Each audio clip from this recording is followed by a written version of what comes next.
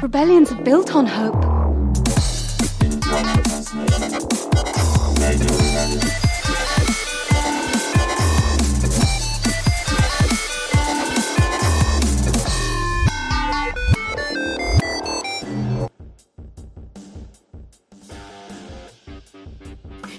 And welcome to another episode of Radio Rebellion, a Star Wars podcast. I'm your host, Alberto Calderon, and thank you for joining us on this Star Wars Saturday as we celebrate another day, another weekend of our favorite franchise, Star Wars out there. It's right here on my hat. I know I had a very yellow shirt, very bright out there, but Star Wars always in my mind. How are you guys doing? Thanks for joining us. No Oti today. He is busy with life. As it happens, he will join us again soon in the coming weeks as we keep coming and talking Star Wars. And there's some kind of news to talk about today. We'll definitely jump into those and do a review of the latest Star Wars novel that just came out. 20-year anniversary. You cannot forget about those. Those are some great reminders of the awesomeness that is out there in Star Wars literature. But before we go there, if you're watching us live today, thank you for being here. As always, make sure that you subscribe to our channel so you don't miss when any new episodes drop. Like this video, give it a thumbs up, and comment down below if you're listening to this later, or watching this, I should say, later in the replay. What you think about the book we're going to be talking about today, the Revenge of the Sith Deluxe Edition, your thoughts on that, and all the news topics we'll be covering. Let us know. I will make sure to check those and reply back to you guys. And if you're listening to the audio podcast, also thank you, and give us that 5-star rating and reviews, and let's go. So before we start, just real quick, it's a lot of Star Wars books out there, right, that are coming out. Like I said, today we'll do our review of the Revenge of the Sith Deluxe Edition, of the novelization. Then next week we'll talk about The Last Order, which is coming out on Tuesday. And then a couple of weeks after that, we have the new Alan Christopher novel, Master of Evil, a Darth Vader novel that's coming out. Again, I believe it's early November.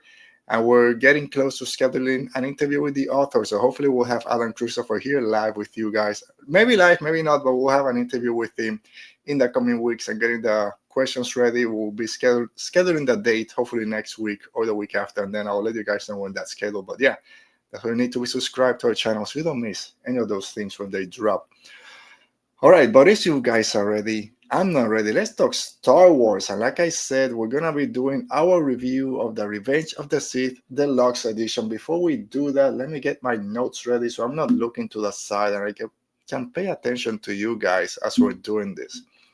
All right, here we go. So, almost. There we go. I like this one a little bit better. Yeah, that's fine. All right, so before we start with the actual book, I gotta say,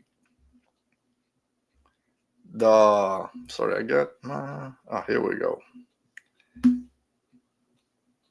All right, now we got it. So I mentioned this when we got it, and I'll wait a little bit. So this book just came out this past week on Tuesday, October 14th. Again, this is a celebration of the 20th anniversary of Revenge of the Sith movie and the novelization by Matthew Stover. There's that great cover. We'll be talking about that more in a second. The book design was done by Edwin A. Vasquez. It has a removable acetate jacket, which you can see. Let me just take it off real quick, which has the silhouette of Darth Vader. There you go. So you can. It's just removable, but it's great. It has that Darth Vader silhouette there and some information in the back. Let me just put that down. And then once you remove that acetate, it's a wraparound cover of most of the Mustafar duel. You have Darth Vader and Obi-Wan right there, or around the lava of Mustafar. It has a Star Wars splash page that's designed by Elizabeth A. Dieno, which has Anakin and Padme on there. Look at that, how beautiful that looks. There you go. Like I mentioned, the cover art and the front end paper is done by Eric Tiemens. Again, it features Anakin Skywalker and Padme as a loving couple, and that's this one right here. Look at that. As soon as you open the book, what could have been the loving couple right there, and then a back end paper by Ryan Church, which highlights the birth of Darth Vader. So again, I know this book, a lot of you guys have it already. Oops, sorry about that. And also the red ink around the pages with the phrase, "This is how it feels to be Anakin Skywalker forever." And it's right there. I'll tell you why that's there. So again, this book is a 20th anniversary. It's a deluxe edition. Most Star Wars fans that read books, that read novelization, have read this already. So you might think, why am I going to buy this book again? I already have it. One thing I would say a little negative, it's pretty expensive. I think it's about $50 is what it's the retail price. I don't know if you can find that a little bit cheaper. It's a hardcover book, amazing art. Just by the art itself, I think it's worth it. But it's what's inside. Apart from the story, I'm not going to talk about the story today. You guys know it. There's a reason it's one of the most beloved Star Wars novelizations, and it's usually in the list of people's favorite Star Wars book of all time. So I'm not going to go into how great it is, because we already know that. You guys know that it expands on a lot of the scenes from the book. Just the beginning scene of the battle over Coruscant is about a third of the book, and Matthew Stowers on the annotations goes over why he decided to make that introduction so long. I mean, the battle over Coruscant and the rescue of the Emperor, or at that point of Chancellor Palpatine, why that scene is so long in the book, he explains that in the annotations. But another great thing about this deluxe edition is the author's note. So it starts with a new author's note, which is about Matthew Stover and his meeting with George Lucas, which is, as a fan, right? All of us as fans of Star Wars would love to meet George Lucas.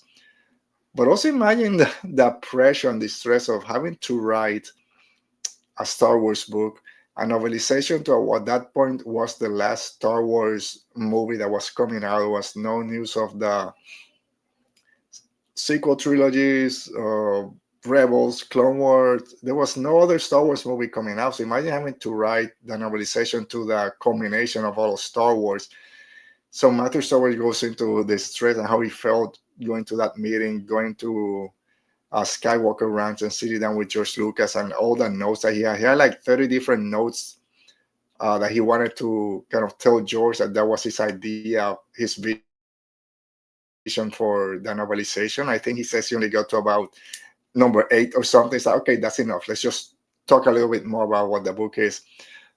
He goes deep into his decision to incorporate elements from the expanded universe, legends, whatever you want to call it. I believe it's called expanded universe in this author's note. That it gives more heft and more backstory to the characters. So hopefully it makes the reader more invested into the relationship. So a lot of people, maybe they haven't read the extended universe or the extended universe, has only seen the movies.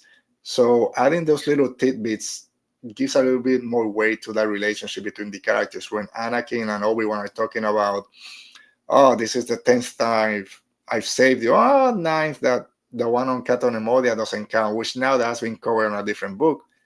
But giving a little bit of hints, kind of Easter eggs about things that happen in the expanded universe that might not be canon, quote unquote, but it gives more heft to those characters. And when something bad happens to them, there's a bigger relationship between them.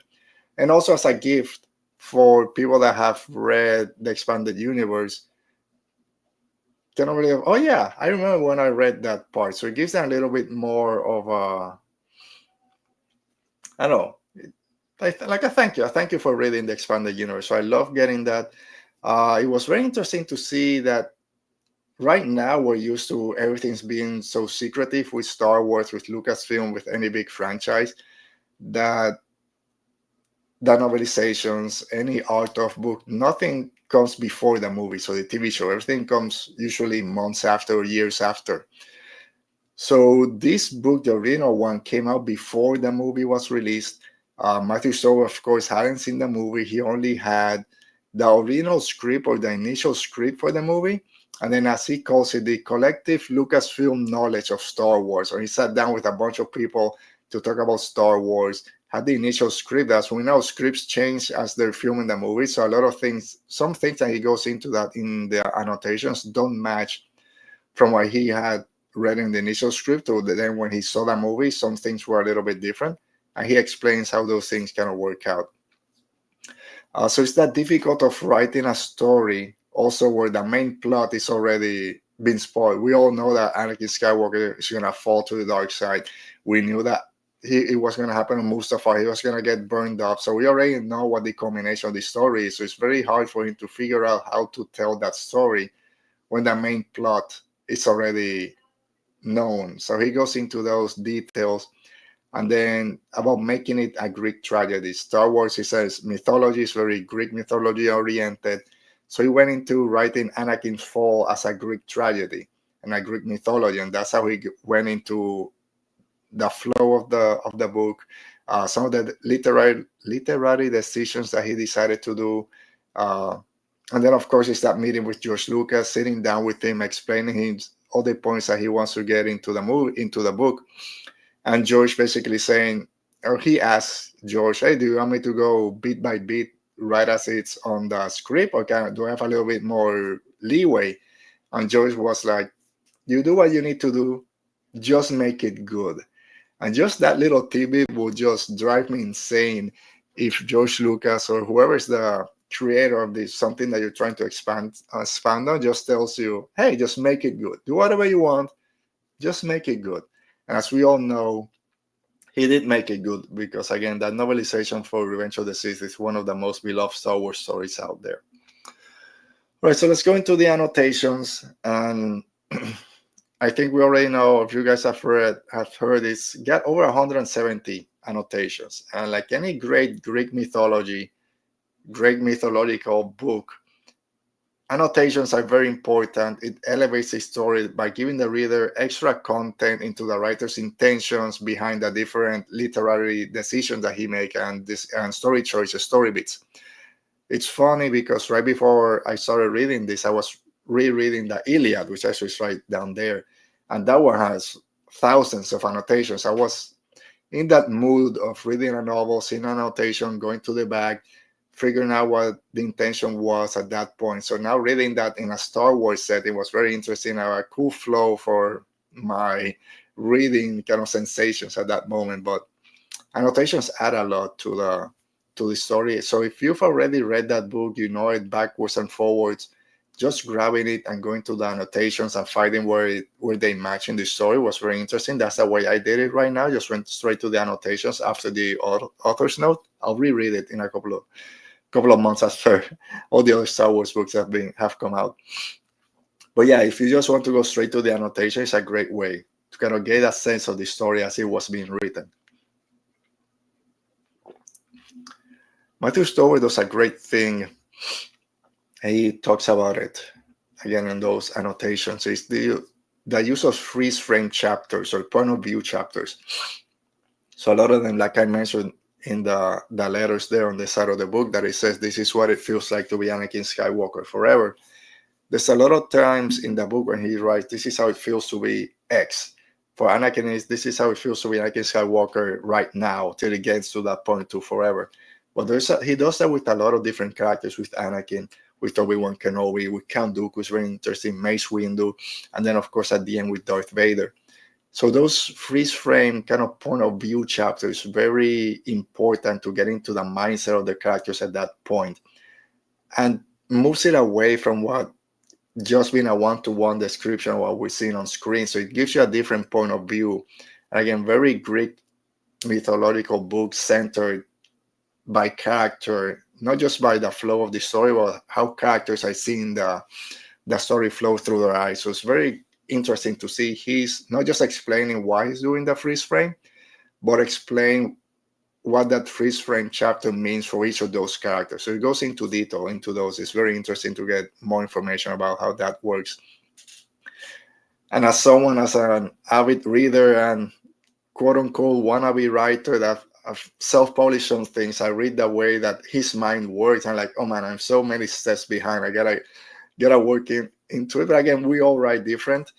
But it was very interesting to see how other writers, their mindset and their process as they're writing something like this, and gives people ideas on how to then navigate our own stories we might be creating. How he goes is very cool because Duke, as we know, is this character that has this feeling of superiority over everyone. So Matt Sober goes into how Palpatine uses those characteristics of Dooku, his arrogance, his self-aggrandizing, smartness, his feeling of superiority, and uses that to turn him to the dark side, feeding him false information about what the grand plan is for Anakin Skywalker. Oh yes, we'll kill Kenobi. That will turn Anakin down the path to the dark side. We can turn him, and then we can kind of dominate the galaxy. Not knowing that the actual end game was for Anakin to end up killing Dooku and then elevating himself next to Palpatine. So using Dooku's own vanity and arrogance against him, and how easy it was for him to turn Dooku. Again, Palpatine being the ultimate manipulator. I found it very interesting reading this. As Star Wars fans, we always talk about why Yoda and Kenobi didn't go together to either fight Palpatine. Why didn't they go together to fight Vader and then join in?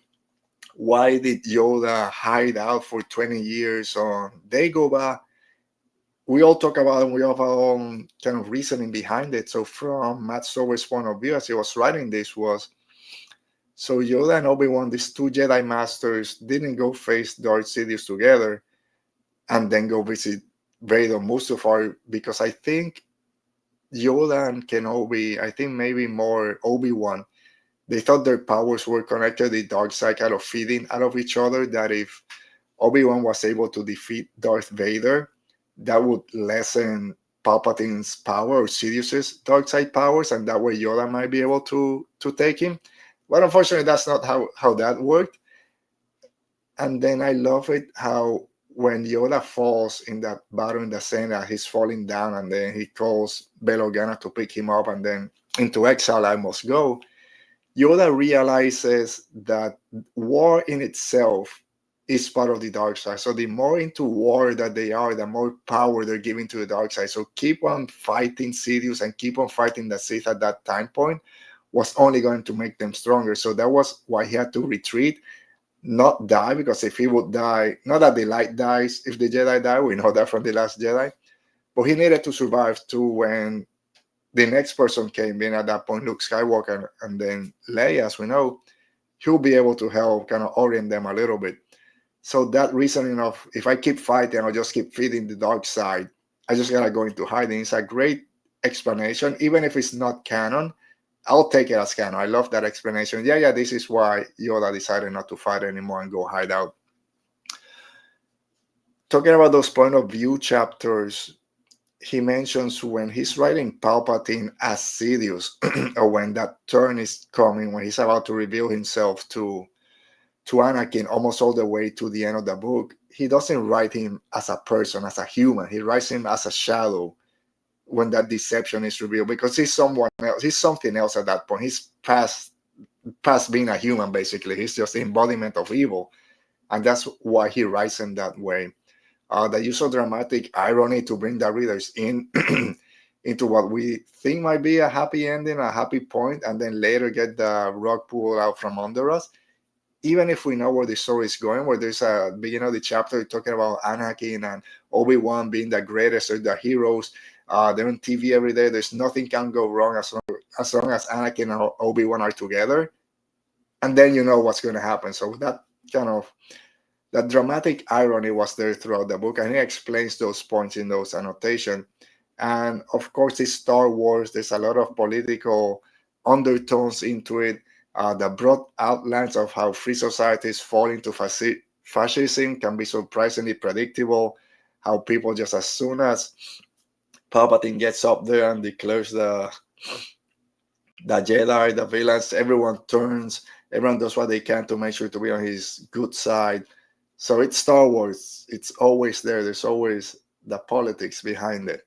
So the annotations, again, over 170 annotations. I think they're very interesting. They add a lot of heft to the story. So again, if you already know this book, at least go into the annotations. It's a great way to get through it. Don't worry, I haven't forgotten about the Sun Dragon. It's very important to this book, very important to the essence of Anakin Skywalker that is being used by other authors going forward. And we all know about Anakin's Sun Dragon heart, the furnace heart, how it fuels who he is, the love that he has for everyone. He feels so deeply how that is who he is. But it wasn't gonna be that way. What we see in the page now is not the original Matthew Stover story, what he had originally planned for that metaphor, that what are we gonna call it? That's not what he had planned. I can't believe, just like I mentioned before, how difficult it must have been to meet George Lucas and pitch this story. But he goes on to say that 2 months, I believe it was, after delivering his final manuscript, and it was almost getting ready to go into production and to print, he gets a call from Lucasfilm saying, hey, George doesn't like the dragon stuff. It all has to go, and you got 2.5 days to do it. I think they call him at night and said, you have till the day after tomorrow to figure this out. He had to change everything about the Sun Dragon, which was the biggest thing driving Anakin at that point. That George Lucas doesn't like it. Can you imagine that? I can't. And he goes into how he went to this expletive conversation with a person from Lucasfilm and how they're, hey, you're going to figure it out. You're fine. You're fine. It's like, how am I going to figure this out in 2.5 days? And then about 4:30 in the morning, he woke up like, I got it. They were right. And made the necessary changes and sent them back. And that's what we get on the book. So the original Sun Dragon motif was integral to Anakin's fall. And for George Lucas, it seemed like the dragon stuff was something that was outside of Anakin, that was driving him towards the dark and towards the turn, that it wasn't his own choice. So I know that we have Palpatine, kind of that voice behind him. I guess the way it was written first, it seemed like this other entity was driving Anakin to make those choices instead of being Anakin's decision. That we always talk, don't blame the Jedi, don't blame Yoda, don't blame Mace Windu for Anakin's fall. It was Anakin, and of course Darth Sidious. It wasn't another entity trying to pull him down to that path. I guess the way the Sun Dragon was written before, it seemed there was something outside of Anakin driving toward that downfall. So that all had to change. So, all right. So again, great novelization, great 20th anniversary deluxe edition. Sorry, I removed the acetate jacket, but let me just. That's fine. I really recommend this book. If you've read the novelization before, I still would say if you have the means to buy this book, go ahead and buy it. It adds a lot to the story. If you're a person that likes to have your books out on a shelf, on a coffee table, you like people looking at them, it's going to get the conversation started. So I do recommend people picking this book up. Great author's note, and the Sun Dragon stuff is great. That Sun Dragon Crisis is really great. So yeah, I do recommend this book a lot. I give it like 5 out of 5 stars, or probe drawers, I should say. So go pick it up. It just came out this week, Tuesday, October 14th. So go pick it up. It is great. It gets the Raider Rebellion stamp of approval. Whew. All right, so that does it for a review of Revenge of the Sith Deluxe Edition, the 20-year anniversary. And now, if you guys are ready, let's talk some Star Wars news. Where are we? Here we go. Star Wars news. Star Wars news, everyone. It's been a while. We got some Star Wars news, and mainly, or the first one, because a lot of them are just conversations about people that New York Comic Con just happened this past weekend. There were a lot of reveals. Again, we're keeping with the book theme. A lot of novels, comic books, middle grade, art of. It's a lot of stuff that was announced and more information given for stuff out there. So let's start with the biggest one. And it was Star Wars Legacy, which is a new novel by Madeleine Rogues. It's set between The Last Jedi and The Rise of Skywalker and features our favorite Last Jedi, Rey Skywalker, training with the one, the only Leia Organa Skywalker, trying to repair the broken Skywalker lightsaber. I love it. I love that we're getting more stories set in the sequel trilogy era. Like I mentioned, next week, in about 3 days, on October 21st, is the Last Order by Kwame Umbale is coming out, and that's also a sequel trilogy book. And this Star Wars Legacy, I'm very excited for this one. Even though it's not past Rise of Skywalker, once you start getting stories after the Rise of Skywalker, this is in that 1 year in between period between The Last Jedi and Rise of Skywalker. We all want more Jedi Leia. We're gonna get that. We all want to see Rey Skywalker training with Leia. We're gonna get that. And we want to know how the Skywalker lightsaber was fixed, how it was repaired, because it was obviously broken in half in The Last Jedi, and then it's repaired in The Rise of Skywalker. There's a synopsis for it, so I'll go through it quickly. It's a very long synopsis. It gives us a lot of what the story is and what to expect. All right, so after barely escaping the First Order on Crate, Rey and the Resistance are struggling to rebuild. Her friend needs the Last Jedi more than ever, but Rey feels alone and overwhelmed. Jedi tradition is built on masters and apprentices, and Rey's teacher is gone. Leia Organa tries her best to train Rey in the ways of the Force, as Luke did for her so many years ago, but Leia's knowledge is limited. Rey's lightsaber is broken, and the specter of Kylo Ren and regrets from the past haunt them both. How can Leia pass the torch when she herself is unsure of the way? But then the ancient Jedi texts offer a glimmer of hope, a long-forgotten Jedi temple on Tython that might hold a key to repairing Rey's saber. Rey leaps at the chance to journey there, and to her surprise, so does Leia. Rey and Leia's nascent mentorship is put to a test when they discover that temple on Tython is filled with obscure clues to decipher and arcane trials to complete. As they work to unravel the temple's mysteries, they encounter a group of refugees living in its shadow, hiding from a First Order officer hot on their trail of two freedom fighters in their midst. With the threat of the First Order looming and the secrets of the temple yet to be unlocked, the newly forged master and apprentice must confront their past, reach each other in the present, and decide what it means to carry the legacy of the Jedi into the future. This comes out next year, July 28, 2026, so a little bit less than a year. Again, a very long synopsis. I gotta take some water. Roll off going back to Tython. We saw it in The Mandalorian when Grogu reaches out to Luke Skywalker. We also saw it in Shadows of the Sith, the novel from Alan Christopher, when Luke Skywalker goes there and has a great scene. It shows you a lot of how that Jedi, I would say a scene stone, how that works. He was transported 2 weeks ago. He battles. He has the Force ghost of Anakin Skywalker and Luke Skywalker fighting some Sith Eternal, so it's great. So if they're gonna expand, and I think Tython also showed up in the High Republic, if I'm not mistaken. So yeah, going back to Tython, going to that temple, to the Scene Stone, learning more about how everything works, secrets, hidden trials, the Jedi texts, still having to deal with happened with Kylo Ren. That's perfect. I would love to read that, and we're gonna get that next year. It's because I fear the next one is, but people are crazy when they announce books in good ways and bad ways. But Legacy, Star Wars Legacy, very excited. Like I mentioned, Madeleine Rouge, I think she wrote some of the from a certain point of view, A New Hope, I believe. I haven't read those, so I can't say. I'm not familiar with her writing style, but a lot of people are, and they're very excited for this book. Synopsis is great, so I'm very excited for this one to come out next year.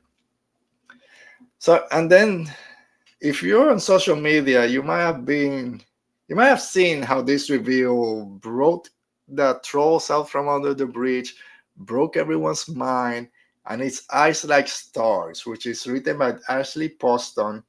And Eyes Like Stars is the first in a new Star Wars initiative of genre novels, which I thought they were already genre novels, but this is the first official Star Wars romance novel. It's a young adult. It doesn't seem to be tied to anything that we know that has happened in Star Wars. It's new characters, new stories. I'm sure it's gonna kind of combine a little bit or have things that remind us of what's going on in that time period in Star Wars, but it's something totally new. And that just came out. Oh, romance in my Star Wars? No, then don't buy it. Don't read it. You're probably not gonna read it anyways. But for people that love this type of book, the young adults novels in Star Wars have been some of the best novels out there. They're some of my favorites. We don't know a lot about this book right now. What we know, it's set a year and a half before The Force Awakens. It has a dreamlike cover for the young adult novel, features a couple in search of the happily ever after in a galaxy far, far away. The charming young adult romance set about a year and a half before the Star Wars The Force Awakens features all new characters, a mysterious artifact, and the fearsome First Order. So yeah, the First Order is there. We might get mentions of what's going on. It's right before The Force Awakens, a year and a half. So it's all tied to what we know of the sequel trilogy, at least kind of parallel to it. It comes out in summer 2026. Also, if you don't want to read that, then read the Rey and Leia novel, which also comes out summer 2026. I think this is great. Romance YA has skyrocketed. All the rail of fan fiction are now turning into actual books, into movies. So Star Wars wants to, you know, capitalize on this and say, hey, it's this came from people rewriting our stories. Let's go into it. So yeah, I love it. Might not be something that I pick up, but maybe once we get a little bit more about the story, then I'll see. Other reveals included were a new original Star Wars manga, Star Wars Visions Tsukumo. The cover looks great. Looks like a stormtrooper with a lightsaber, Japanese inspired. Looks very great. New The High Republic Adventures miniseries called Pathfinders, which takes place 20 years after Phase 2. When Phase 2 was announced, I don't want to say the way it was promised, but it was this Pathfinder era. Hyperspace was not a thing. They had to find all the different buoys and beacons and connect stuff. We didn't get to see a lot of that in the stories because it was more tied to the path of the open hand, the nameless, and everything that's going on with the Jedi. So now seeing after Phase 2 kind of has ended, following the Pathfinder on that search of expanding the galaxy and how to traverse through all the different points of the outer rim, mid rim, all that wild space. So that for people that follow the comic books, that's going to be great, and also keeps people in that High Republic era. That I'm glad we're getting more stories separate from the main now conflict. Everything we always talk about that. I love that we're getting those. There's a one-shot comic book coming out that features Master Keller and Beck and Georgia Binks, and it's co-written by Ahmed Best. So again, I'm great. I'm not gonna read it mostly or probably, but I'm glad that Ahmed Best has gotten a chance to expand his role in Star Wars and now to be a writer in a Star Wars comic book featuring his two characters. Can be happier for the guy. And of course, there was more information about the art of for Andor. I believe they even mentioned the Mandalorian and Grogu art of book, and that might come out before the movie, which again, similar to how I mentioned before when talking about the Revenge of the Sith novelization, things coming out before the movies is kind of weird for the way Star Wars has done things. So I think it was going to be for season 3 of The Mandalorian and from Mandalorian Grogu, if I'm not mistaken. Maybe it has stuff for Book of Boba Fett. But I think there's one for Mando and Grogu, and the art of for Andor, and a couple of other things. I think maybe the Acolyte will know that already. And I don't even know if there was one for Ahsoka, but a couple of art of books that were also announced and kind of a little bit more promoted. So yeah, so great reveals as always. New York Comic Con always delivers for book fans out there. So I'm glad that we get adult novels with the legacy one with Rey and Leia, young adult novels with not Lost Stars, but it's Eyes Like Stars, and there are a lot of art of books, comic books, everything there for all the reading fans. All right, so let's get to some Star Wars movie news and TV news. And it's most, now that things are happening, things are going to post-production, we're getting actors, the cast, and crew talking about stuff that's happening out there. And then we got from The Mandalorian and Grogu. So while promoting his Bruce Springsteen biopic, Jeremy Allen White confirmed that he's voicing the son of Jabba the Hutt, Rota the Hutt, which I will keep saying is one of my least favorite characters when I saw him in the Clone Wars movie, and it hasn't changed in 20 years. Whatever. We'll get Rota. We'll see how it is. But yeah, he was speaking with Good Morning America. He talked about meeting Jon Favreau and being asked to join Star Wars. He goes on to say, I met Jon Favreau, and he said, would you like to come in and maybe talk about doing a voiceover for Star Wars? I love Star Wars. I'd be so happy to. And then in that moment, almost I discovered the weight of the character I was voicing. But it's been a fun process. I came in to do the voice. They hadn't filmed the movie yet. They made the movie. I came and did more. I probably have to do a little bit more. He spoke with Pedro Pascal that was there one day doing voiceover, seeing more of the film. He's very excited to take his kids to see that one. It's going to be really fun. So again, Rota the Hutt, I'm not too excited about him. Jeremy Allen White, I'm surprised that this is why he's coming to Star Wars. When he was announced, I mentioned he's one of the most sought after actors out there. He's so recognizable now because of The Bear. This Bruce Springsteen movie is gonna probably bring him even higher. So to come in and then you're just doing a voiceover for a Hutt. Well, hey, we'll get him. We'll see how the voice works. So, but I'm happy that people are starting to talk more about this movie that's coming out next year. And Sigourney Weaver, don't expect to see her character too much in the movie, as the actress revealed also at New York Comic Con that she was on set only for a few days, but she was surrounded by all sorts of creatures. Well, that's basically what we have for her. So that scene that we have in the trailer, we turned forget what planet there are, where the New Republic kind of station. Keva is there. Carson Teva is where we saw him in that place in season 3. I believe it's the same area. That's where we know that Sigourney Weaver's character is. I think she mentioned she brings in the Mandalorian and Grogu for a mission to see how they work. I think that maybe she brings them in from the initial mission to start the movie to see how they're doing before it goes to the bigger plot.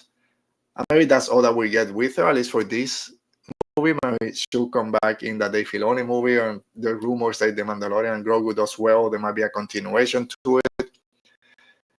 Again, give me more Sigourney Weaver, but let's temper our expectation for this one. At least she said that she's not going to be in it a lot, and that's fine. Whatever we can get with her is gonna be great. So can't wait. Again, it's, I don't know, 6 months more or less, 7 months, I think, for the Mandalorian and Grogu. And I think promotion is going to start ramping up soon. We already got one trailer. We're getting actors start talking about it. So hopefully we'll start getting more and more if the year goes by as we get closer to December. And Avatar Fire and Ash coming out, I'm pretty sure we might get another trailer at that point. Well, then moving to the next movie, which is Starfighter. Mia Goth also is talking Starfighter. So during an interview with Elle Magazine, promoting Frankenstein, Guillermo del Toro's Frankenstein, which I can't wait to see that one, she briefly talked about her involvement in Starfighter. She says, I'm being pushed in a way that I've never been pushed before. This is a completely separate film, not a prequel. It's its own thing with new characters, and it's a great script, a really great script. Not a lot that we can decipher from that one. Actors will always come out and say that they sign in because it's a great script. I'm always glad to hear it. I'm glad that she's excited for it. I'm glad that she's saying that she's getting pushed in a way she hasn't been pushed before. So maybe her involvement in this is going to be pretty intense. We believe that she's going to play a villain. By the time the rumors have been out there, I'm not sure it's been 100% confirmed. I'm going to say yes. So if she's a very involved villain in this movie along with Matt Smith, come on, give it. I want to know. Maybe she's a dark side. If all the rumors for what this movie is about are true, maybe her and Matt Smith are not First Order Remnant or Admiral Sauder. Maybe there's some dark side users that are trying to get their hands on this boy out there. Then on the same side, the director for the movie, Shawn Levy, he was asked about Mia Goth. Shawn Levy had, what he said was, we needed a singular actor to play a fiercely complex new character within the Star Wars galaxy. Mia is a unicorn of an actress. It's not like you could ever say we need a Mia Goth type, because there's just Mia. So again, it gives more weight to the character that she's going to be playing. It's going to be this force of nature. He says a fiercely complex new character. So this doesn't sound again like just your run-of-the-mill Imperial Admiral or First Order official. Seems like something more. Can't wait. This movie, oh man, this movie is gonna be it. I think Mandalorian and Grogu, we know where that is going. Starfighter is very important for the future of Star Wars, to see where they can take the franchise to the future, if it really connects them to the Rey movie. And the more we keep hearing about it, the more excited I get. Similar to Mandalorian and Grogu, I'm happy that we're getting people talking about it more and more. And it seems to be that Shawn Levy is a little bit more open than some of the Star Wars creators in the recent past. And we'll get a little bit more tidbits like this going forward. Give me 1 second. So I think we mentioned this a couple of weeks ago, but there's rumors regarding Amy Adams' character, that she's a Jedi with a Force-sensitive child, which is this kid that then she has Ryan Gosling character to take away, protect him, and take him to the Rey Skywalker New Jedi School, the New Jedi Academy, and then that will connect to the New Jedi Order movie. And I think that's great. If that's the way it's gonna go, maybe this is why the script for that New Jedi Order movie is taking so long. They had an idea, then Shawn Levy came up with this other idea, and hey, there's a way to connect them. We have to rewrite a little bit of the Rey movie. Maybe that's why it's taking so long, and we haven't heard anything official. I think that's a good flow to have Star Wars, everything connected and move to the future without making it episodes 10, 11, 12, Skywalker saga, the Rey saga, or anything like that. It still flows as one connected story, but each movie is its own thing. Is Amy Adams playing Mara Jade just because she has red hair and she's supposedly a Jedi? No, please no. I don't want Mara Jade anywhere near this. I know people go nuts about that character. I've read 1.5 books that she shows up, not the original ones, not the main ones that Mara Jade shows up. I really don't find that character that interesting. Again, I haven't read her part as the Emperor's son. I haven't read that. Don't make Amy Adams Mara Jade as a secondary character in a Ryan Gosling movie, and then it comes all the questions: why has she never been brought up in all the Luke Skywalker stuff? So yeah, we don't need Mara Jade right now. But everything else that might connect this Amy Adams character to everything else going on with all the other rumors, yeah, I'm on board with all those. All right, and finishing up, not a movie news, but TV news, Ahsoka Season 2. So Ahsoka Season 2 has wrapped filming. Updates are coming out, people are talking, it's in post-production. Bryce Dallas Howard, we know she already says she's doing two episodes. She had a conversation with People and People Magazine, and Star Wars fans were nuts when she goes, I say, y'all, it's so good, it's beautiful, it's thrilling, it's adventurous, it's romantic, it's all the things that you want from an epic story. I just got to finish that up, and I'm working on the cut, and it's just one of the greatest privileges and joys of my life, getting to play in that sandbox.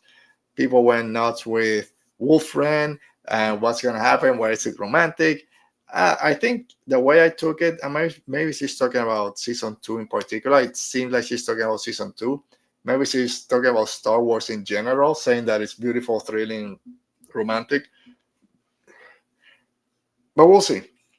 I really love Season 1 of Ahsoka, so I'm very excited for Season 2.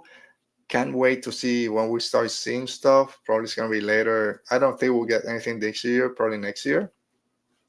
But I'm happy that Bryce Dallas Howard is happy about her involvement in Star Wars. And if there's romance in Season 2, bring it on. Just make it earned. Make sure it makes sense for this story.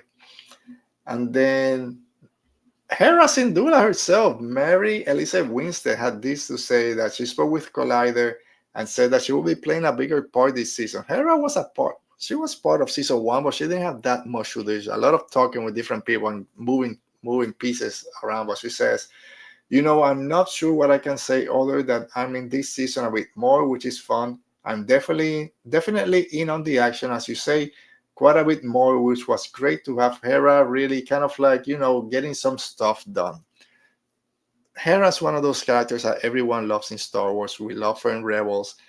Again, one of the best pilot for a lot of people, the best mom of that group. So yeah, I want to see where that story goes. Hera's design was, yeah, it's difficult to bring Hera to live action. Twi'leks just being green humans with different skin shades and with the lake, right? But apart from that, if you just see them, they're just humans. So just painting her green is always gonna be weird on screen. But apart from that, I'm fine with the characterization. And we'll see how this season goes. I know some people had issues that everyone was very stoic, I believe was the wording that they used. Like Ahsoka was stoic, Hera was stoic, everyone was very stone faced. So we'll see if we can get a little bit more out of the characters this season. But I'm glad that we're gonna get a lot more Hera. She's gonna be, I'm guessing, with Ezra a lot. Now that Thrawn is back on this side of the galaxies, makes sense that Hera's gonna be involved a little bit more. So yeah, can't wait for that. I want to say confirmation.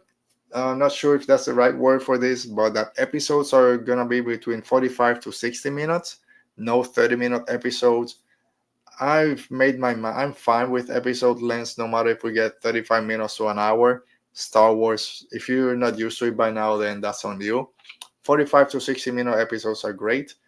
Just make sure the story is that the minutes needed are enough for the story that's being told. For that episode, that's all I care about. But it's good to have some clarification about the length so people don't keep going every week. How long is this episode? How long is that episode? 45 to 60, which is similar to what we get with a lot of the other big franchises out there. So this is last tidbit is that post-production is rumored to last 1 year, and that which then place the release of season 2 around fall of 2026, and then falls after the release of the Mandalorian and Grogu, late spring, early summer.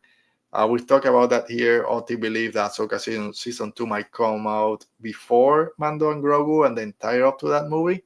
It seems it's going to be the reverse. It will come out a couple of months afterwards, just so Mandalorian and Grogu has the beginning or middle part of the year to itself. And then we'll get Ahsoka season 2 fall of 2026. It's going to be like 3 years after season 1, which is a big gap. I hope that the desire for that show is still there. I usually find waiting a year and a half, 2 years for shows I really love, and I really love Ahsoka. 3 years is a lot. Of course, I'm gonna watch it. Some people might just fall out of love with, I'm not gonna wait 3 years for this. I've just jumped to something else. And I'm talking about the casual fans. There's shows that I watch, like Stranger Things, for example, which I love. I've seen every of the seasons. It's been so long for this one, and now I think each episode is like an hour and a half. Like, just give me if you're gonna make 8 an hour and a half episodes, just make 16 episodes then. So 3-year gaps is a lot. So I'm hoping that they're not biting themselves on the foot by waiting this long for Ahsoka season 2. But I'm thinking after this, it's gonna be a big gap between Star Wars live action TV shows. So we'll see what happens, if we even get more, or if we go straight to movies after that, which again, that's fine, and then leave the TV for the animated shows, and that's fine. I'm okay with that. It works. All right, guys. So that does it for today's episodes. Thank you so much to you guys for listening to me ramble here for an hour and a half. Not an hour and a half, 48 minutes.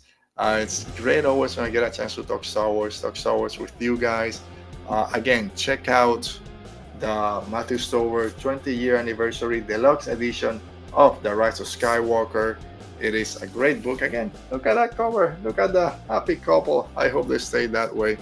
And then this Tuesday, we have... One second. So this Tuesday, we have the release of... Sorry about that. The Common Umbalia, the Last Order novel. Again, thank you to Penguin Random House World for sending me an advanced copy.